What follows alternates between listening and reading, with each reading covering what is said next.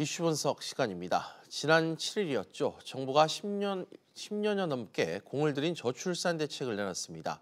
지금까지 출산율 높이기에만 매달렸던 정책의 패러다임을 삶의 질을 개선하는 방향으로 전환하기로 한 건데요. 과연 실효성은 있을지 또 재원 문제는 없을지 알아보는 시간 갖겠습니다. 한국경제연구원 조경엽 경제연구실장 나와 있습니다. 실장님 어서 오십시오. 예, 안녕하십니까. 네.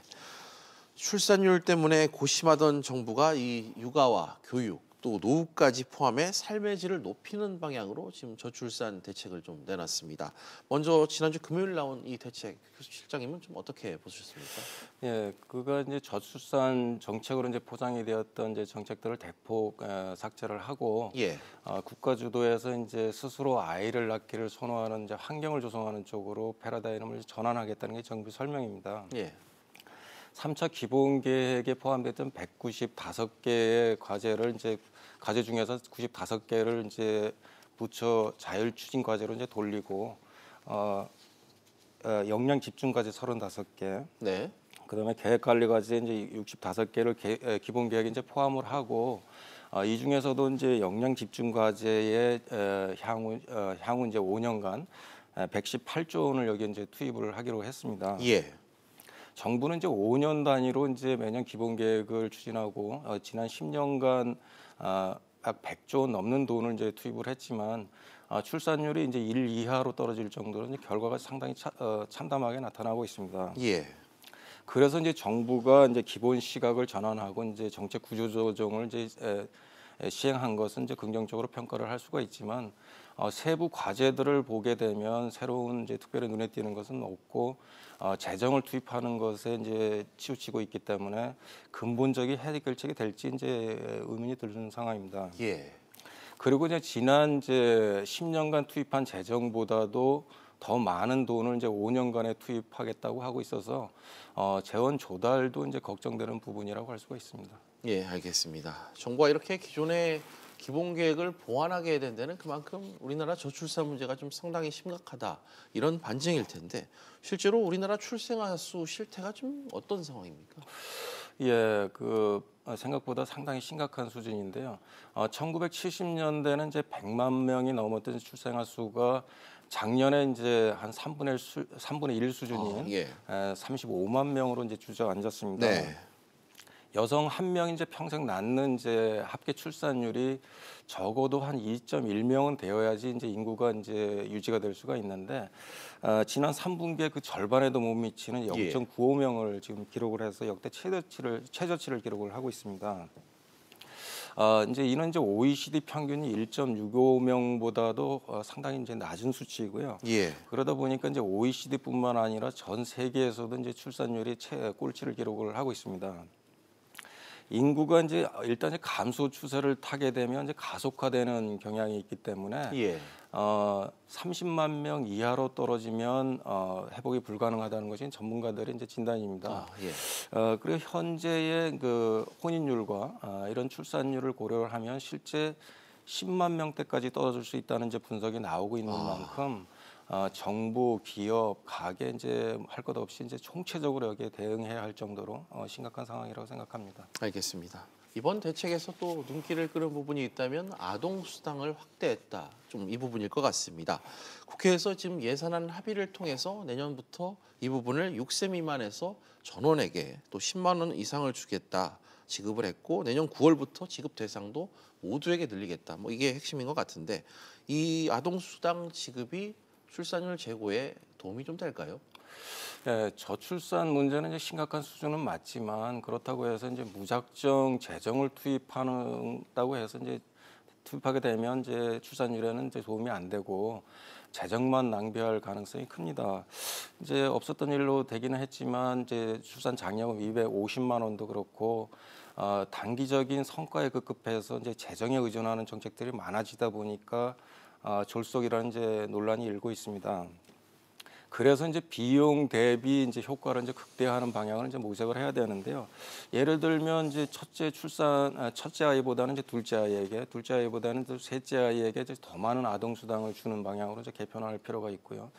그리고 소득 수준에 상관없이 이제 모두에게 이제 주는 것도 사실 그 고소득층에 주던 것을 이제 그러니까 중하위 계층에게 네. 몰아주는 것이 더 효과적일 수가 있습니다. 사실 고소득층의 자녀 수는 이제 저소득층에 비해서 한 1.6명 정도가 많은데 이들은 이제 이런 지원금을 보고 아이를 낳는다고 이제 볼 수가 없기 때문에 예.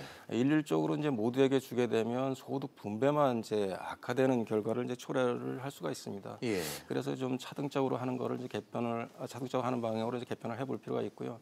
출산 장려금도 이제 지자체마다 경쟁적으로 하다 보니까 지역 간 편차가 상당히 벌어지고 있고. 예. 그리고 이제 그 아동 수당과의 중복 문제도 제기가 되고 있고 실질적으로 이제 출산 장려금이 아동 수 증가나 그다음에 인구 증가에는 이제 도움이 안 된다는 분석이 있는 만큼 좀 장기적인 시각에서 한번 전면 재검토할 필요도 있다고 생각을 합니다. 네, 뭐 정책을 다듬고 보완해서 내놓긴 했습니다만 좀 떠들썩했던 이슈였죠. 이 출산 장려금 250만 원까지 주겠다. 뭐 이 논의가 결국에는 무산이 됐고 빠졌네요. 발표만 좀 거창하게 했고 말씀을 짧게 앞서 언급하신 것처럼 실행을 좀 못하게 된 거, 실효성이 떨어진다. 아무래도 이런 판단이 작용했겠죠. 그렇죠. 예. 이제 문제가 이제 예산이 이제 문제인데요. 그 지금 말씀하셨듯이 이제 그게 눈에 띄게 논란이 되었던 출산 장려금 문제도 그렇고 이번에 발표된 상당한 이제 과제 수가 예산 문제로 해서 장기적 과제로 이제 이렇게 돌리고 예. 있습니다. 국민연금제 출산 크레딧 확대라든가 그다음에 아이돌봄 사업 체계 변경 등 이제 이와 같은 것은 이제 예산 편성과 법 개정 문제로 인해서 검토하겠다고 이제 명시하는 등 이제 이런 과제들이 상당수가 이제 포함이 되고 있고요. 결국은 이제 핵심 의제들은 이제 내년에 열릴 이제 재정 전략 회의에서 이제 다시 논의가 되겠지만 예. 올해 열린 이제 재정 전략 회의에서도 저출산이 이제 언급이 되었지만 구체적인 결과를 내지는 못했습니다. 그래서 내년에도 이제 이러한 이제 예산 문제라든가 구체적인 실천 방안이 나올 수 있을지는 좀 불분명한 상황입니다. 이 저출산 문제는 이제 사실 청년 실업이라든가 교육, 주택 문제, 성인식 변화 뭐 이런 이제 사회 경제적 문제들이 이제 복합적으로 이렇게 작용해서 나타나는 문제이기 때문에 이와 같이 이제 지원금 방식으로 접근하게 되면 실질적인 효과가 좀 내기가 어렵다고 생각을 합니다. 예, 알겠습니다. 또 앞서 저출산 고령사회위원회가 구성한 이 민관 전문가 그룹이 재원을 충당할 방안으로 증세 부분을 좀 거론한 것으로 알려져 있죠. 이 경제 위기라는 지금 말이 나오는 상황에서 증세를 통한 이 복지, 이 저출산 대책에도 좀 스며드는 것 같은데 증세 부분이란 얘기가 나오면 아무래도 논란은 항상 뒤따르잖아요. 어떻습니까? 네, 그렇죠. 그 재원 조달 문제는 항상 뜨거운 감자라고 예. 할 수가 있는데요. 정부는 우리나라 이제 사회 지출 비중이 선진국에서 상당히 낮기 때문에 확대를 해야 된다고 이제 주장을 하면서도 재원 조달 문제는 이제 언급을 하지를 않고 있습니다. 현재와 같이 이제 복지 지출이 이제 급속하게 증가를 한다면 재정 지출 구조 조정이나 이제 부자 증세만으로 감당할 상황이 아니거든요. 예. 그래서 이제 재원 조달에 대해서 이제 우선순위를 확립을 하고 추진을 해야지만 이제 복지가 지속 가능할 수 있는데요. 이제 우선은 이제 우리나라 복지 수준이 이제 적정한지부터 꼼꼼히 따져야 된다고 생각을 합니다.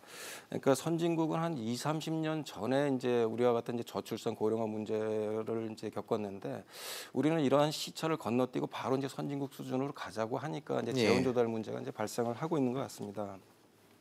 그래서 이제 선진국 수준의 고혜택의 이제 복지 수준을 누리기 위해서는 국민들에게 얼만큼 세금을 부과를 해야 부담을 해야 된다 이런 것들을 정확하게 알리고 사회적 합의를 이끌어가는 것이 먼저 선행이 돼야 되고요.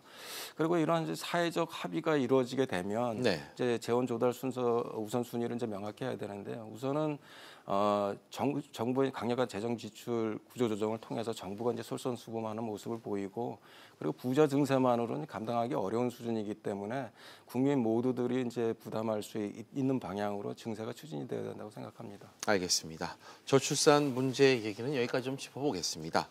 또 규제 문제 언급을 좀 해볼 텐데요. 정부의 규제에 손발이 묶인 기업들 이야기를 좀 해보겠습니다. 최근 카카오 카풀 서비스가 지금 실장님 논란이 많이 되고 있잖아요. 그렇죠. 이 카카오가 택시업계의 강한 반발에도 이번에 카풀 서비스를 좀 강행하겠다. 이런 뉴스가 지금 결국 좀 나왔네요. 예, 우버의 이제 시가총액이 이제 80조 원에 달할 정도로 이제 공유 경제는 이제 선진국에서는 승승장구하고 있는데 우리나라에서 이제 규제 때문에 한 발짝도 이제 앞으로 나가지 못하고 있습니다.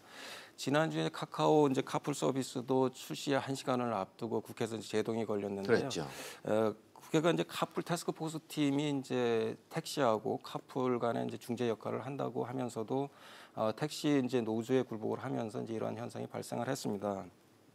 그리고 이런 이제 그 출퇴근 시간에 카풀하는 것은 이제 현행법상 문제가 되지 않기 때문에 카카오 모빌리티가 이제 이미 이제 7만 명 정도의 회원을 모집하고 있고 기본료도 이제 3,000원으로 설정을 하고 7일부터 이제 17일까지 이제 열흘간 시범 운행을 통해서 현행법에 이제 어긋나지 않기 때문에 이제 시행을 단행을 하겠다고 주장을 하고 있고 예. 노조는 이에 반발을 해서 이제 17일 날 이제 3차 집회를 예고를 하고 있기 때문에 이제 이번 주가 분수령이 될 것 같습니다. 예. 어쨌든 이제 카풀 서비스가 이제 늦어지면 늦어질수록 이제 우리나라의 모빌리티 서비스가 이제 탄생하기 이제 어려워지고 관련 혁신 기업들이 이제 해외로 빠져나가는 이런 이제 큰 문제들이 발생을 할 거로 보입니다. 알겠습니다. 뭐 카풀 서비스로 촉발된 뭐 정부의 뭐 혁신, 규제 이런 부분들 뭐 계속해서 논란이 되고 있습니다. 규제 혁신을 정부가 추진을 하고 있지만 여전히 속도가 지금 더딥니다. 지난주와 또 최근 이번 주 계속해서 경제단체가 규제 완화 입법을 지금 건의하고 있는 이런 상황인데 대체 우리나라 규제가 좀 얼마나 심각한 상황인지 다시 한번 짚어주시죠.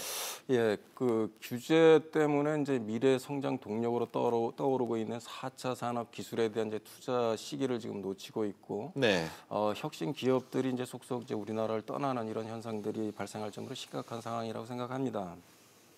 우리나라 이제 민간 혁신 역량은 선진국 수준인데 규제 때문에 이러한 이제 역량을 최대한 발휘하지 못하는 것이 가장 큰 문제라고 생각을 하고 있고요. 선진국에서는 이제 규제를 풀어주고 글로벌 경쟁력을 키우기 위한 지원을 아끼지 않고 있는데 우리나라에서는 이제 정부가 오히려 기업들의 이제 발목을 잡고 있는 현상인데요. 정부 부처마다 이제 경쟁이라도 하듯이 이제 규제를 쏟아내고 있고 국회도 이제 이에 뒤질세라 기업 규제 관련된 법안들을 양산을 하고 있기 때문에 이 갈라파고스식 이제 규제 공화국이라는 이제 오명까지 쓰고 있지 않습니까? 예. 그래서 소득주도 성장 정책을 추진한다면서 정부가 임금과 가격 그리고 이제 고용을 결정하겠다고 나서기도 하고 있고, 그다음에 일감 몰아주기 규제 강화, 그 자사주 이제 규제 법안. 집단 소송제, 그리고 징벌적 배상제 등 이와 같은 이제 규제들이 하루가 멀다 않고 이렇게 쏟아지고 있기 때문에 어떻게 보면 우리나라에서 이제 기업을 하지 말라는 말과 이제 거의 뭐 같은 얘기입니다. 이러다 이제 해외로 탈출 러시가 일어나고 산업 공동화가 일어나지 않을까 하는 이제 우려감도 들고 있습니다. 알겠습니다. 뭐 기존에 있는 기업들도 상당히 힘든 상황입니다. 상황이 이렇다 보니까 스타트업 이제 막 사업을 시작하려고 하는 회사들조차도 아예 회사를 해외에서 시작하거나 중도의 해외로 나가는 경우가 상당히 좀 많다고 들었습니다. 어떻습니까? 예, 이러다가 진짜 일본 같이 되지 않을까 하는 생각이 드는데요. 현재 우리나라 경제 상황을 보면 이제 일본이 장기 침체에 빠지기 시작했던 1990년대 초반의 일본 상황과 상당히 유사하다고 생각을 합니다. 예. 이제 플라자 합의 이후에 이제 정부의 그 오락가락한 정책 때문에 자산 버블이 꺼지고 이제 경기 침체가 시작이 됐는데 이것을 이제 단기간에 극복하지 못하고 이제 25년간이나 이어진 데는 이제 여러 가지 원인들이 있겠지만 저는 이제 저출산으로 인한 생산 가능 인구가 감소하고 당시에 이제 글로벌 성장 성장 동력으로 떠오르고 있던 IT 산업에 대해서 이제 일본이 실기를 한 것이 이런 장기화된 가장 큰 원인이라고 생각을 합니다. 이제 현재 우리나라도 보면 이제 저출산 때문에 생산 가능 인구가 감소를 하고 있고, 그다음에 각종 규제, 그다음에 노동의 경직성, 법인세 인상 등 이제 국내 환경이 상당히 악화되면서 4차 산업혁명 기술에 대한 이제 투자 시기를 놓치고 있고, 그러면 그 탈한국 현상이 이제 역대 최대일 만큼 이제 우리나라 혁신 기업들이 해외로 지금 떠나고 있지 않습니까? 그래서 현재와 같이 이런 이제 규제들이 지속이 된다면 우리나라도 이제 일본과 같은 장기 침체가 현실화되지 않을까 이제 걱정이 되고 있어서 하루라도 빨리 이제 이런 규제를 개혁을 하고 노동 개혁, 그다음에 법인세 인하를 통해서 국내 투자 환경을 개선을 해야 된다고 생각을 합니다. 알겠습니다. 지금까지 한국경제연구원 조경엽 경제연구실장과 이야기 나눠봤습니다. 실장님 오늘 말씀 고맙습니다. 예, 감사합니다.